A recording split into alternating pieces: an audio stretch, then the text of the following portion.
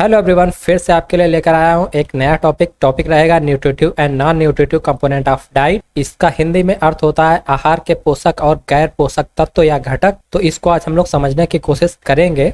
अगर आप चैनल पर नए हैं तो कृपया लाइक एंड सब्सक्राइब करें, बेल आइकन बटन को भी प्रेस करें ताकि इन फ्यूचर आने वाले वीडियोस भी आपको मिलते रहे, क्योंकि यहाँ केवल एग्जाम की तैयारी होती है। तो बिना कोई देरी किए हुए हम लोग चलते हैं स्क्रीन पर। वीडियो को लास्ट तक देखिएगा। अब देखते हैं न्यूट्रिटिव कंपोनेंट क्या होते हैं और नॉन न्यूट्रिटिव कंपोनेंट क्या होते हैं। Food is the basic requirement for every individual which develops our body. अब जो भोजन होता है वो हर किसी की जरूरत होता है, हर इंडिविजुअल पर्सन की जरूरत होता है। उससे क्या होता है, वो हमारे शरीर को डेवलप करता है और शरीर को विकसित करने का कार्य करता है।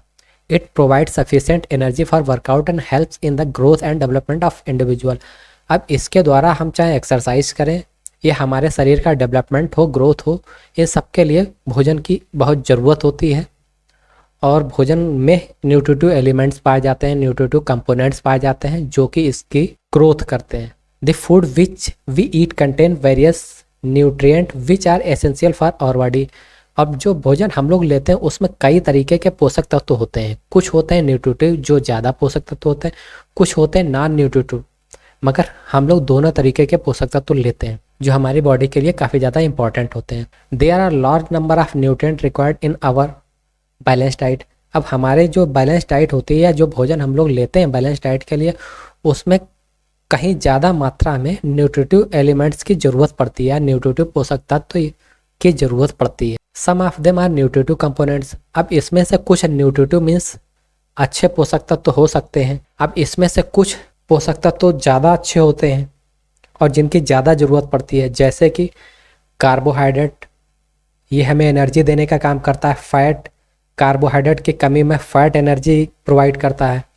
और प्रोटीन हमारे मसल्स फाइबर को बनाने का काम करता है। जो शरीर के अंदर मसल्स टूटती हैं, चाहे एक्सरसाइज के दौरान टूटती हैं या नई मसल्स बनने के लिए मसल्स फाइबर टूटते हैं, उनको बनाने का काम प्रोटीन करता है।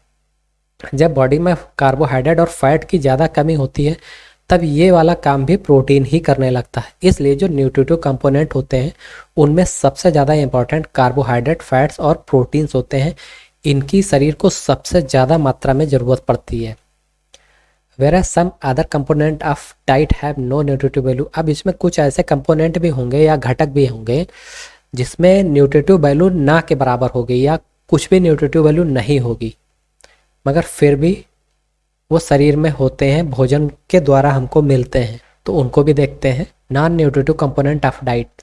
तो इसमें ऐसे कंपोनेंट देखेंगे जो नॉन न्यूट्रिटिव होते हैं, जिनका मतलब पोषक तत्व जिनमें ज़्यादा नहीं होता या मान के चले नहीं होते हैं। अब ये कौन से होते हैं?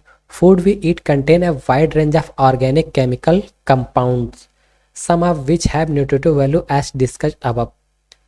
जैसे कि हम लोग जो भोजन लेते हैं उसमें कुछ ऑर्गेनिक केमिकल कंपाउंड, आप इसको ऐसे मान सकते हैं रासायनिक यौगिक तत्व या घटक, जो कि काफ़ी ज़्यादा इंपॉर्टेंट होते हैं। उनको हम लोग ऊपर पढ़ भी चुके हैं।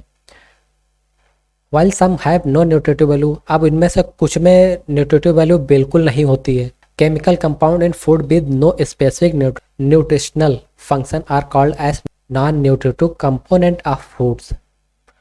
अब इसको ऐसे भी समझ सकते हैं, हमारे भोजन में कुछ केमिकल कंपाउंड्स मीन्स जिनको आप रासायनिक तत्व समझ सकते हैं होते हैं, जिनमें बिल्कुल भी नॉन न्यूट्रिटिव कंपोनेंट मीन्स बिल्कुल भी पोषक आहार घटक या तत्व नहीं पाए जाते हैं।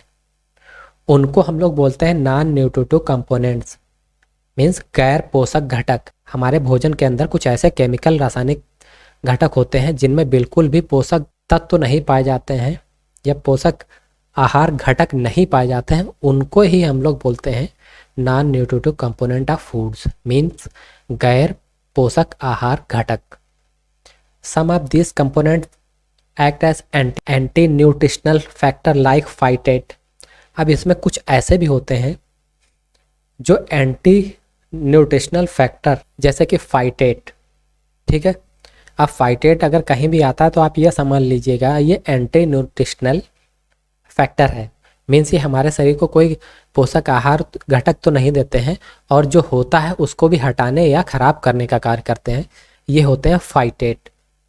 While some have various benefit like those of phytochemicals. और जबकि आपको पता है कि जो फाइटोकेमिकल होते हैं उनके शरीर में कुछ फायदे भी होते हैं। Some materials with no nutritional value are added to food and we beverage product to make the food smell better, taste better, last longer and look better. Some of non nutritive components are discussed below. तो यहाँ पर इन्होंने ये बताया है कि हमारे द्वारा खाए जाने वाला जो भोज्य पदार्थ या भोजन होता है उसमें कुछ रासायनिक केमिकल होते हैं जिनको हम लोग कहते हैं कार्बनिक रासायनिक यौगिक। ठीक है, तो इसमें से कुछ ऐसे होते हैं जैसे कि ऊपर हमने बताया है कि पोषक तत्व होते हैं या पोषक मूल्य जो वैल्यू होती है उनकी, जबकि कुछ का कोई पोषण मूल्य नहीं होता है जिसमें कोई पोषक तत्व नहीं होते हैं। रासायनिक बिना किसी विशिष्ट पदार्थ या कार्य वाले जो खाद्य पदार्थ होते हैं इनको ही हम लोग गैर पोषक तत्व कहते हैं, नॉन न्यूट्रिटिव कंपाउंड्स कहते हैं। खाद्य पदार्थों के घटक अब इनमें देख लेते हैं क्या होता है। इनमें से कुछ घटक फाइटेट जैसे कि पोषण विरोधी कारकों का काम करते हैं। पोषण विरोधी यहाँ आपको जैसे बताया गया anti nutritional factor like phytate, जबकि कुछ में फाइटोकेमिकल जैसे विभिन्न लाभ भी पाए जाते हैं। कुछ सामग्री के साथ नहीं भोजन की गंध को बेहतर बनाने के लिए पेय पदार्थों में पोषण मूल्य जोड़ा जाता है जिससे कि बेहतर स्वाद आ सके, अधिक समय तक टिक सके। तो इसी प्रकार हम लोग कुछ पोषक तत्वों को नीचे भी पढ़ेंगे। Non nutritive factor that interfere with the nutrition absorption. अब यहाँ पर हम लोग कुछ ऐसे नॉन न्यूट्रिटिव फैक्टर के बारे में जानेंगे जो कि एंटी न्यूट्रिशनल फैक्टर होते हैं। एंटी न्यूट्रिशनल फैक्टर ANFS और नॉन न्यूट्रिटिव फैक्टर ये दोनों एक ही चीज़ होते हैं, चाहे आप इनको एंटी न्यूट्रिशनल फैक्टर्स बोले या नॉन न्यूट्रिटिव फैक्टर्स बोले। That interfere with the nutrient absorption. अब जो हम लोगों का जो पोषक तत्व मिलते हैं भोजन के माध्यम से ये सब उसके अब्जॉर्प्शन पर डिपेंड करता है। और those biological component present in human और animal food that reduce nutrient utilization of food intake, thereby contributing to impaired gastrointestinal and metabolic performance. These include, अब यहाँ पर हम लोग देखेंगे जैसे पोषक विरोधी ANFS गैर पोषक कारक जो पोषक तत्व में हस्तक्षेप करते हैं, मीन्स हमको जो पोषक तत्व मिल हैं उनको रोकने का या बिगाड़ने का काम करते हैं, उनको बोलते हैं एंटी न्यूट्रिशनल फैक्टर। ठीक है, ये इस तरीके के जैविक तत्व आप इनको कह सकते हैं जो मानव या पशु खाद्य पदार्थों में मौजूद होते हैं और जो काम भी करते हैं मगर ये काम एंटी होता है। ये पोषक तत्वों को रोकने या बिगाड़ने का काम करते हैं। जो पोषक तत्व हमें भोजन से मिल रहे होते हैं उसको रोकने का काम करते हैं, जिसमें बिगड़ा हुआ जठर तंत्र का विशेष योगदान होता है, या चयापचय करके एक मेटाबॉलिक जिसको हम लोग बोलते हैं चयापचय करके क्रिया होती है उसको भी रोकने का काम करते हैं। तो इसमें कौन से चीज़ शामिल होते हैं इनको हम लोग नीचे देखेंगे। जैसे कि फाइटेट आप ये देख पा रहे हैं, phytate these are abundantly found in unrefined cereals and millets. This phytates bind iron, zinc, calcium, magnesium and make this nutrient unavailable for digestion. On germination the phytate content is reduced. इसका मतलब ये हुआ ये जो phytate होता है ये एक तरीके से अपरिष्कृत अनाज इसको आप मान सकते हैं, और ये पाया किस में जाता है, ये बाजरा में प्रचुर मात्रा में उपलब्ध होता है। और इनमें जो फाइटेट आयरन होता है, जिंक है, कैल्शियम है, मैग्नीशियम है, का सबका एक तरीके से बांड होता है। ठीक है, जो हमारे भोजन में पाए जाने वाले पोषक तत्वों को अनुपलब्ध जैसे आप मान सकते हैं अनुपलब्ध बनाता है या उनको काम करने से रोक देता है, तो विशेष रूप से पाचन में दिक्कत करता है। तो फाइटेट यही है कि फाइटेट जो होता है वो एंटी न्यूट्रिशनल फैक्टर का मेन एलिमेंट्स होता है। बस इसका मेन काम यही होता है कि जो हमारे भोजन में मौजूद phytate iron, zinc, calcium, magnesium होता है उनका एक बांड बना के उनको भोजन के लिए अनुपलब्ध बनाता है कि जो भोजन में होने के बावजूद भी अपना वर्क नहीं कर पाते हैं। अब नेक्स्ट देखते हैं tannins. These are present in legumes, millets like bajra, ragi, spice, tamarind, tea, turmeric, and in a certain vegetable and fruits. Tannin interfere with the iron and protein absorption. अब इसका मतलब ये हो गया जो टैनिन पाया जाता है ये फलियों में पाया जाता है, बाजरा में होता है और ये रागी होता है, मसाले होते हैं, इमली, चाय, हल्दी और सब्जी और फलों, ये सब में टैनिन पाया जाता है।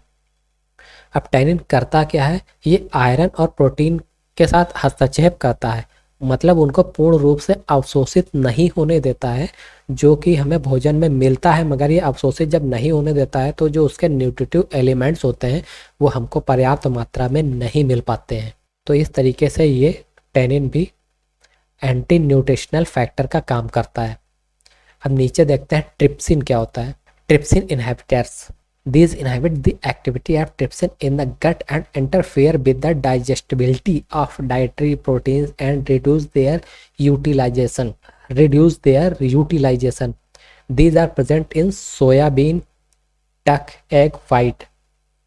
Heat treatment inactivates trypsin inhibitor. अब इसका मतलब ये हो गया कि सबसे पहली बात ये आंत में जो ट्रिप्सिन की गतिविधि होने वाली होती है इंटेस्टाइन में, उसको रोक देते हैं, इनमें बहुत बड़ा हस्तक्षेप करते हैं। अब हमारे जो भोजन में प्रोटीन होती है, जो भोजन को एक हिसाब से पचाने का काम करता है, ये उसके पावर को भी कम कर देते हैं या उसकी शक्ति को मान लो कम कर देते हैं।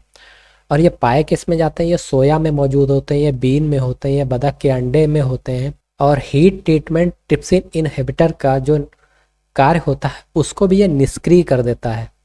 तो इसी वजह से ये सब लोग एंटी न्यूट्रिशनल फैक्टर के अंतर्गत आते हैं।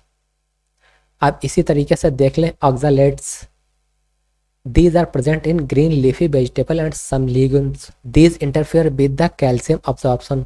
अब अगर ऑक्सैलेट को हम लोग देखेंगे तो ये हरी पत्तेदार सब्जी और कुछ फलों में मौजूद होता है, ठीक है।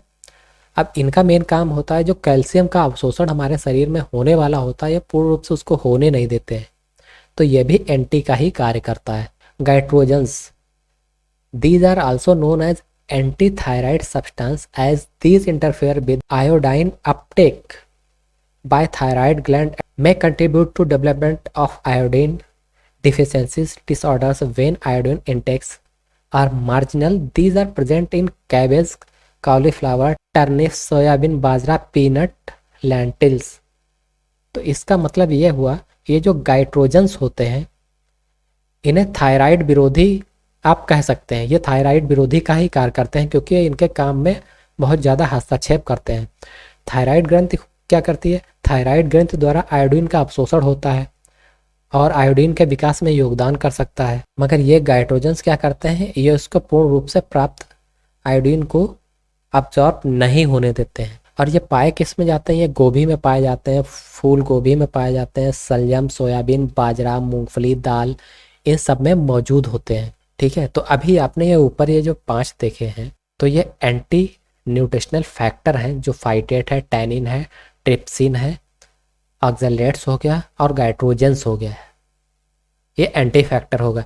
अब आपको ये चीज़ें बताएंगे जो न्यूट्रिटिव फैक्टर होते हैं वो तो फ़ायदेमंद होते हैं, अब कुछ नॉन न्यूट्रिटिव फैक्टर भी होते हैं जो हमें फूड के माध्यम से मिलते हैं, वो भी कुछ फ़ायदेमंद होते हैं और वो किससे मिलते हैं उसके बारे में जान लेते हैं।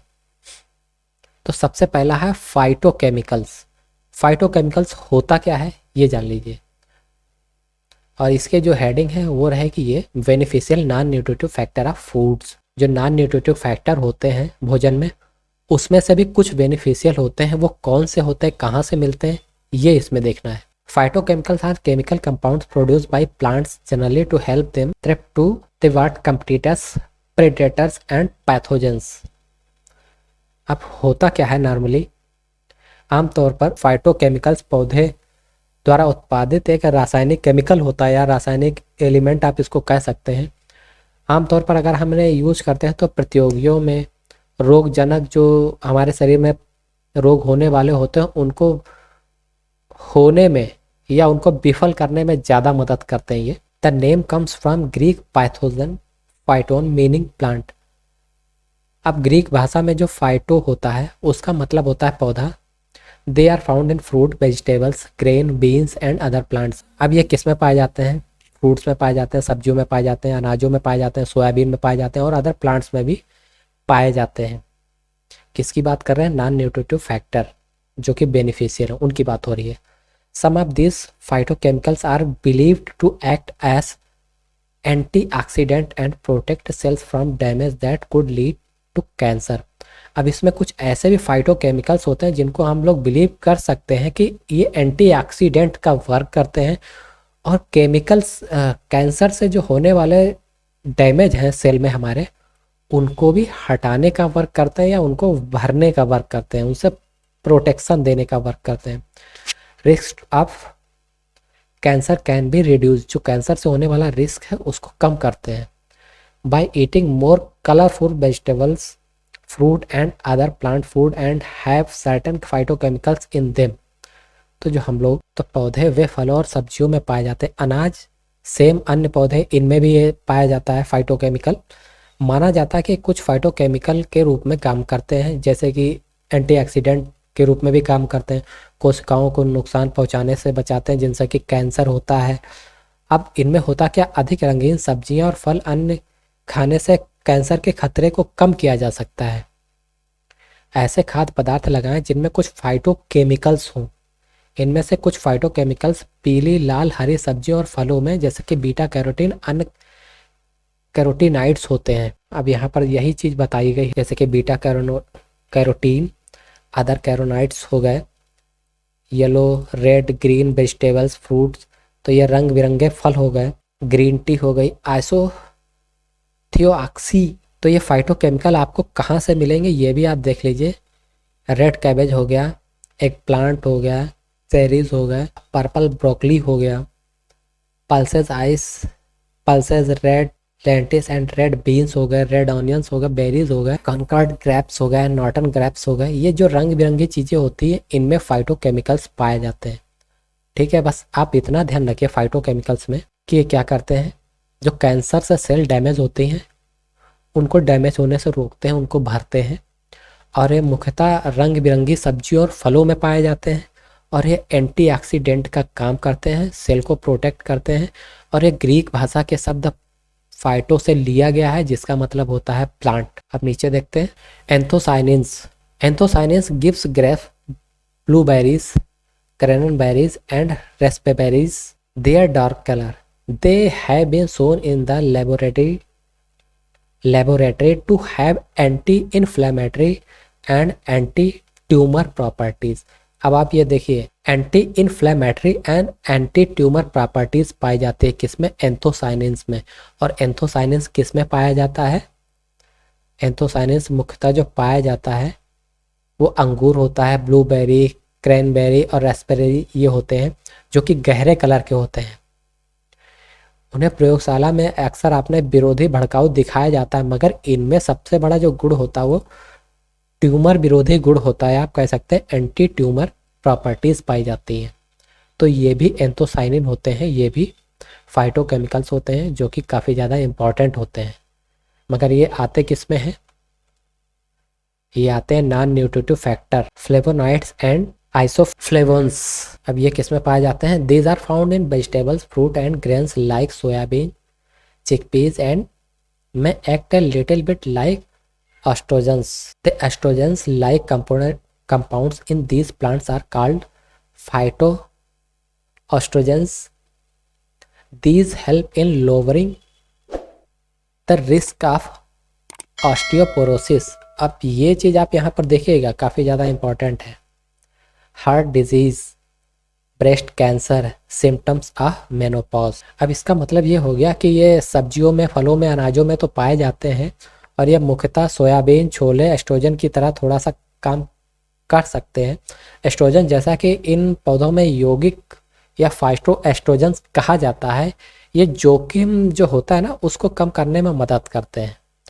और यह मुख्यतः जो ऑस्टियोपोरोसिस होता है जिसमें क्या होता है, हड्डियों की डेंसिटी कम होती है, बोन्स डेंसिटी कम होती है, ऑस्टियोपोरोसिस उसमें भी काफ़ी ज़्यादा हेल्प करता है। और जो हार्ट की प्रॉब्लम्स होती है उसमें भी हेल्प करता है, ब्रेस्ट कैंसर में भी हेल्प करता है। तो कैंसर के बारे में अभी ऊपर ही बताया गया है कि जो सेल्स को भरने का काम करता है, बनाने का काम करता है, क्योंकि कैंसर में क्या होता है, चीज़ें बननी बंद होने लगती हैं। सिम्टम्स ऑफ मेनोपॉज में जो दिक्कत होती है उसको भी ये दूर करने का काम करता है। तो ये भी काफ़ी ज़्यादा इम्पॉर्टेंट है। अब देखेंगे आर्टिफिशियल स्वीटनर्स। आर्टिफिशियल स्वीटनर्स क्या होते हैं? These are systematic compounds that duplicate the taste of sugar but contains less energy and therefore are often added to diet, food and be beverage. The reason is no maintain the desired taste but reduce the caloric value. Because artificial sweeteners are considered additives, they are often regulated. Therefore, their identification and concentrations must be determined. अब artificial जो sweeteners होते हैं इनको हम लोग कृत्रिम मिठास भी कह सकते हैं। ये एक हिसाब से सिंथेटिक एलिमेंट्स होते हैं या यौगिक होते हैं, तत्व होते हैं जो स्वाद की नकल करते हैं। ये एक्चुअली होते नहीं है स्वाद में, मगर ये स्वाद की नकल करते हैं। चीनी लेकिन कम ऊर्जा वाली होती है इसमें, इसलिए अक्सर खाद्य पदार्थों को आहार पदार्थों के साथ इनको जोड़ा जाता है। पेय पदार्थों के कारण इसका जो स्वाद होता है वो बना के रखा जाता है, लेकिन इसमें क्या होता है कैलोरी की मात्रा कम होती है। और चूंकि जो आर्टिफिशियल स्वीटनर्स होते हैं इनको एडिक्टिव्स माना जाता है, इसलिए इन्हें अधिकतर विनियमित किया जाता है। इसलिए इनकी पहचान सांद्रता पर डिपेंड करती है। मीन्स कितनी मात्रा में कौन सा स्वीटनर किस चीज़ में पड़ा, उसकी मात्रा कितनी होनी चाहिए, ये इस पर भी डिपेंड करता है कि उसको कैसे लिए जाना चाहिए। तो इन सब चीज़ों पर ध्यान रखा जाता है। उसकी पहचान कैसे होती है, आइडेंटिफिकेशन एंड कॉन्सेंट्रेशन। कि जो आर्टिफिशियल स्वीटनर है, ये पहली बात तो स्वीटनर होता नहीं, आर्टिफिशियल बनाया जाता है, ठीक है। तो इसका आइडेंटिफिकेशन और कॉन्सेंट्रेशन मीन्स इसकी पहचान करने के लिए और कितनी मात्रा में इसको मिलाया जाए, इसको जानना आवश्यक है, तभी ये फ़ायदा देगा। अब नेक्स्ट देखते हैं प्रिजर्वेटिव्स होते क्या हैं, इनके बारे में जान लेते हैं। इनको वैसे कहा जाता है परिरक्षक या रक्षक कहा जाता है। These are compounds that have the ability to inhibit microbial growth and are often added to food and beverage product to prolong shelf life. Preservatives are considered additives and are typically regulated. Therefore, their identifications and concentrations must be determined. अब इसका मतलब यह हो गया कि ये एक प्रकार के ऐसे यौगिक या एलिमेंट्स होते हैं जो हमारे अंदर, ये जैसा कि यहाँ बताया गया, माइक्रोबियल ग्रोथ, जो सूक्ष्म जैविक वृद्धि होती है, उसमें क्या होता है, ये रोकने की क्षमता इनके अंदर होती है। अक्सर सेल्फ जीवन को बढ़ाने के लिए खाद्य और पेय पदार्थों से जोड़ा जाता है। संरक्षक एडिक्टिव माने जाते हैं पर आमतौर पर विनियमित होते हैं, इसलिए इनकी पहचान सांद्रता से होनी चाहिए, ऐसा इसमें बताया गया है। तो बस इनका मेन काम ये होता है कि जो माइक्रोबियल ग्रोथ होती है उसको रोकने का काम करते हैं, इसलिए ये काफ़ी ज़्यादा हेल्पफुल होते हैं। अब यहाँ नीचे दिया गया स्पाइसेस तो सारे लोग यूज़ करते हैं कहीं ना कहीं। Spices is a dried seed, fruit, root, bark of vegetable substance primarily used of flavoring, coloring or preserving food. Sometimes a spices is used to hide other flavors. Spices are distinguished from herbs which are part of leafy green plant, also used for flavoring or as garnish. Spices may have other uses including medicinal, religious, ritual, cosmetics and perfume production as vegetables. For example, turmeric roots are also consumed as a vegetable and garlic as a antibiotic. अब यहाँ पर कुछ spices के बारे में बताया गया है जिसमें मैंने कुछ चीज़ें हाईलाइट की हैं। तो इनको क्यों हाईलाइट किया है ये अभी मैं आपको बताता हूँ। जैसे कि मसाला क्या होता है, इनमें सूखे बीज, फल, जड़, छाल और वनस्पति पदार्थ होते हैं जो मुख्य रूप से सबके द्वारा उपयोग किए जाते हैं, भोजन में उपयोग किए जाते हैं। अब इनका जो मेन काम होता है भोजन को स्वादिष्ट बनाने का काम होता है। और कभी कभी क्या होता है, जो एक दूसरे मसाले होते हैं उनको छिपाने के लिए भी इनका वर्क किया जाता है, जायके के लिए। अब मसालों क्या है, जड़ी बूटियों से अलग किया जाता है जो कि पत्तेदार हरे पौधों का हिस्सा है। स्वाद के लिए गार्निश के रूप में भी उपयोग किया जाता है। मसालों का जैसे और भी उपयोग हो सकता है, जैसे मेडिसिनल औषधि के रूप में, धार्मिक कामों में या अनुष्ठानों में यूज करते हैं। आप कॉस्मेटिक में भी यूज़ करते हैं, सौंदर्य प्रसाधन हो गए, आप जैसे परफ्यूम वगैरह में भी यूज़ करते हैं, इत्र उत्पादन या सब्जी के रूप में भी इस्तेमाल किया जाता है। अब जैसे इसमें मैंने जो चीज़ हाईलाइट की वो आप देख लीजिए कि हल्दी की जड़ों का जो सेवन होता है वो भोजन के रूप में होता है। अब गार्लिक का जो सेवन होता है, जो लहसुन हम लोग कहते हैं, इसका जो सेवन होता है वो एंटीबायोटिक के रूप में होता है। तो स्पाइसेस कहीं ना कहीं हमारे लिए फ़ायदेमंद होते हैं, मगर किस स्पाइस को कितना लेना है ये जानना बहुत ज़रूरी होता है। इसको एक निश्चित मात्रा में अगर आप लेंगे तभी फायदेमंद होगा, और ये चीज़ तो सब पर लागू होती है। अब नीचे हम लोग देखेंगे coffee. Coffee is a brewed beverage prepared from the roasted or baked seed of several spices of coffee. The two most common source of coffee beans are coffee Arabia and coffee canephora. अब coffee क्या होती है? काफ़ी तो सारे लोग जानते हैं कि कॉफ़ी का यूज आजकल सबसे ज़्यादा किया जाता है। और ये कैसे बनती है? यह एक मान सकते हो कि पीसा हुआ पदार्थ होता है जो भुने या पके हुए बीजों से तैयार किया जाता है। ये कहवा के बीज होते हैं जो पहले भूंजे जाते हैं, फिर पका के जो उनको उससे तैयार किया जाता है या उससे पीस कर तैयार किया जाता है। और वैसे तो इसकी कई प्रजातियां होती हैं, मगर यहाँ पर मेन रूप से दो दिखाई गई हैं, एक है अरेबिका, एक है कैनेफोरा। ठीक है, तो जो दो मेन प्रजाति हैं इसकी। Once ripe coffee berries are picked, processed and dried to yield the seed inside. The seed are then roasted to varying degrees depending on the desired flavor before being ground and brewed to create coffee. Coffee can have a stimulating effect on humans because of its caffeine content.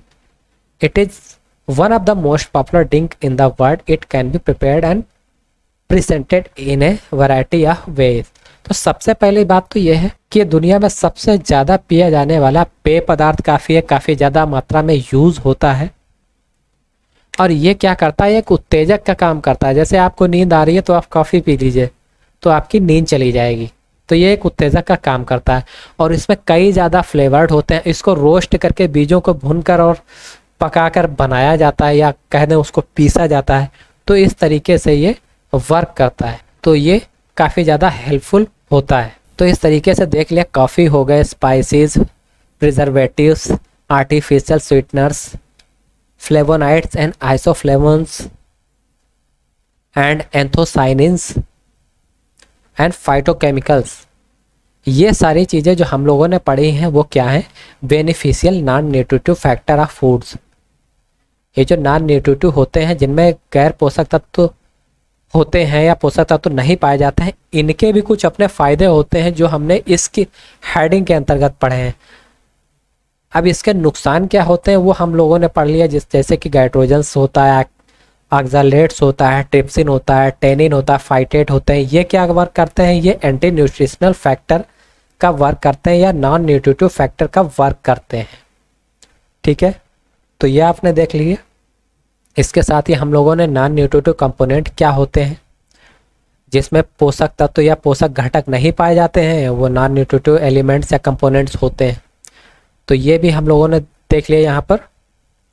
और nutritive components कौन से होते हैं? Nutritive components वो होते हैं जो भोजन में पाए जाते हैं, और ये कई तरीके के पोषक तत्व या पोषक आहार घटक होते हैं जो हमारे शरीर के लिए काफ़ी ज़्यादा इम्पॉर्टेंट होते हैं और भोजन की मात्रा से मिलते हैं, भोजन में पर्याप्त मात्रा में पाए जाते हैं। और ये होते हैं कार्बोहाइड्रेट, फैट्स, प्रोटीन्स।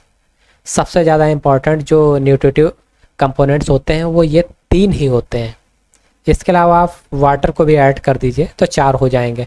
इसके बाद अधिकतर नॉन न्यूट्रिटिव कंपोनेंट्स ही होते हैं जो कुछ मात्रा में फ़ायदेमंद भी होते हैं, कुछ मात्रा में नुकसान भी करते हैं।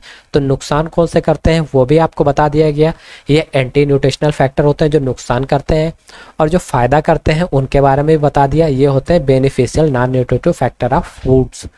तो इस तरीके से ये चैप्टर यहाँ पर पूरा होता है। तो जल्द ही आपसे मुलाकात करते हैं न्यू टॉपिक के साथ। वीडियो देखने के लिए धन्यवाद। जय हिंद।